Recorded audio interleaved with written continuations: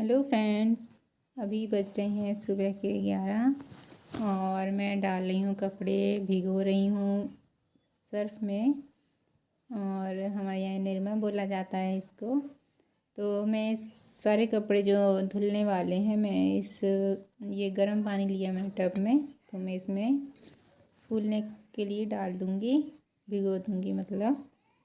तो देखिए, ये मेरे हस्बैंड और मेरे भतीजे और मेरी बेटी और मेरी मम्मी जी के कपड़े थे। तो मैं इन सबको डाल दूँगी, भिगो दूँगी। और मेरी मम्मी जो उन्हें जाना था नदी में जाएंगी वे कपड़े धोने के लिए, क्योंकि घर पे तो उतना पानी नहीं हो पाता है। अगर उतना ही भरो कुएं से या हैंडपम्प से फिर हम कपड़े धो पाते हैं। तो हैंडपम्प पे भी काफ़ी भीड़ रहती है, तो मैं नहीं जाती हूँ, मम्मी चली आती हैं नदी से इतने सारे कपड़े धोकर लाएंगी। अभी इसमें पानी की होने की वजह से काफ़ी भारी हो जाते हैं। तो मैं देख रही थी कि मैंने उसमें निरमा साबुन और ब्रश रख दिया कि नहीं रखा।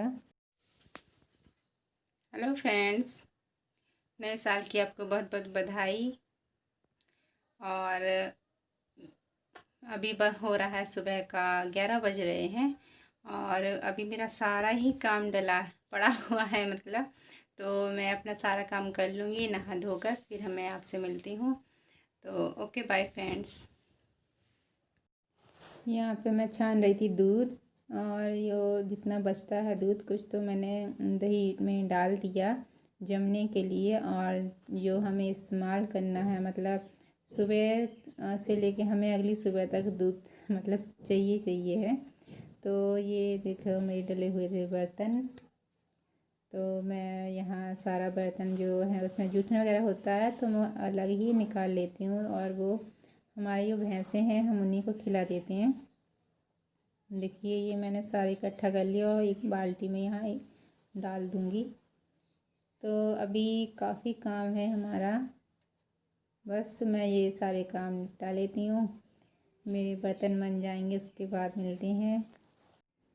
यहाँ मैं अपने बर्तन धुलकर, और जो वो उस दिन आटे का डिब्बा रह गया था धुलने के लिए, क्योंकि उसमें काफ़ी आटा था, तो अब मेरा आटा हो गया था ख़त्म। और मैंने सोचा अभी साफ़ कर लूँ आटे की टंकी को।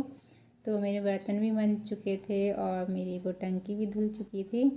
अब मैंने एक बोरी आटा और पिसाया हुआ है, तो मैंने कहा धुल कर ही टंकी को फिर आटा मैं रख दूँगी इसमें, क्योंकि हमेशा ही मैं ऐसे ही करती हूँ। जब मेरी टंकी खाली हो जाती है तो मैं उसको धुल कर ही दोबारा से आटा भरती हूँ। और ये मेरे बर्तन धुल गए थे तो मैंने सोचा चलो अंदर ही रख दें। तो क्योंकि आंगन भी धुलनी है और बर्तन वगैरह बताया था आपको, ये बर्तन मैं आंगन में धुलती हूँ। तो सब जब हो जाता है उसके बाद ही मैं आंगन धुल पाती हूँ। तो मुझे एक डेढ़ तो बज ही जाता है आराम से। तो अभी वैसे भी सर्दियों का टाइम है तो काफ़ी छोटे दिन होते हैं। तो मैं लगी हुई थी जल्दी जल्दी कि मेरा सारा काम हो जाए। ये लीजिए, मेरी आंगन भी धुल गई थी। और अभी तो क्या है, अभी मेरा काम बहुत ज़्यादा है। अभी ये जो मैं मसाला वगैरह पीसती हूँ, मसाला तो मैं कम ही पीसती हूँ, इस पर चटनी अच्छी पीसनी पड़ती है, क्योंकि सर्दियों में धनिया पत्ती बहुत अच्छी मिलती है। तो हरी धनिया पत्ती हो और चटनी ना खाएं, ऐसा कैसे हो सकता है। और वैसे भी सब्ज़ी वगैरह बनाते हैं तो उसमें हरा धनिया पीस कर ज़्यादातर इस्तेमाल होता है अभी हमारे यहाँ सर्दियों में।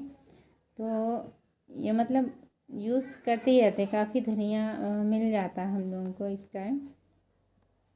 गर्मियों में तो धनिया पत्ती देखने को भी नहीं मिलती। तो देखिए, ये हरा धनिया लग जाता है तो उससे काफ़ी मतलब वो हो जाता है, क्योंकि रोज़ रोज़ तो धुल नहीं पाते हैं। तो ये मैंने कहा धुल के रख दूँ। ये हमारी सिल भी धुल चुकी थी, और इसका जो बट्टा है मतलब वो सिल और ये बट्टा, तो इसी से भी तो बोला जाता है सिल बट्टा। तो मैं इसको भी रख दी उसकी जगह पे। तो अब मेरी बार हमारा मतलब मेरी मिट्टू की बारी आ गई। तो इसको भी मैं नहला दूँगी, मतलब उसको नहीं नहाऊँगी, लेकिन फिर भी थोड़ा बहुत पानी चला ही जाता है, ठंड पक्षी को ज़्यादा नहीं मैं पानी डालती इस पर। तो बस मैं इसका जो पिंजरा है नीचे मैंने पॉलीथीन लगा रखी है, कहीं भी हम इसे टांग देते हैं तो नीचे गंदगी नहीं गिरती उसकी, कुछ भी खाता रहे इसकी पॉटी वगैरह नीचे नहीं गिरती है। तो उसी को मैं सुबह साफ़ कर देती हूँ, क्योंकि सारा दिन में नहीं गंदा होता है उतना। तो ये लीजिए, मैं इसको भी साफ़ कर दूँगी अच्छे से। और मैंने साफ़ कर दिया था और उसको मैं रख दूँगी अभी कटोरी में पानी। तो मैं कटोरी लेने गई थी अंदर। तो ये देखिए, ये अगर इसको पानी पीना होगा तो पी लेगा और नहीं पीना होगा तो नहा लेगा। तो ये ऐसे ही करता है।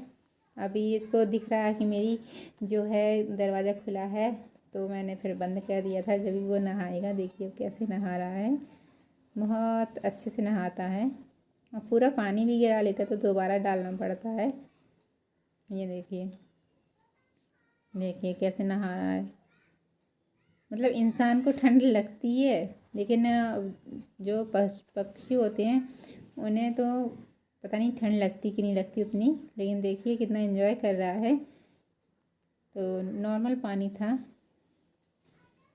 तो बस हम इसको ज़्यादा खुला नहीं छोड़ते हैं, क्योंकि कमरे में खुला छोड़ते हैं तो घूम फिर लेता है। बाहर यहाँ खुले में छोड़ेंगे, हमें बिल्लियाँ बहुत आती हैं, और बिल्ली आने से खतरा रहता है कि उसको अगर बिल्ली ने पकड़ लिया तो बस।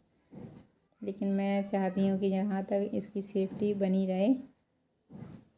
अब ऐसे छोड़ने मतलब छोड़ो तो वो जाता भी नहीं है, तो हम छोड़ते ही नहीं हैं उसे। मुझे बहुत ही अच्छा लगता है अपना मिट्टू। देखिए मेरी सारा काम हो गया था, मैंने सफाई वगैरह सब कर ली थी। ये देखो मिट्टू कैसे उल्टा टंगा है, उसे लग रहा कि कोई नहीं है और बिल्ली ना मुझे पकड़ ले। तो देखिए मैं जा रही थी किचन में, और ये देखिए मैंने टंकी धुल दी और ये आटा रखा येलो कलर की बोरी में। और हमारे यहाँ आया था हाथी। तो बच्चे बहुत मतलब शोर मचा रहे थे, और हमारे घर के ही सामने खड़ा था ये हाथी। क्योंकि इसे जो ये साथ में होते हैं आदमी जो, तो उसके लिए रोटी मंगा रहे थे, और कुछ दान भी देना पड़ता है इन्हें, और आटा डाल दो या नान डाल दो, और 10 रुपये भी साथ में दिए थे हम लोगों ने।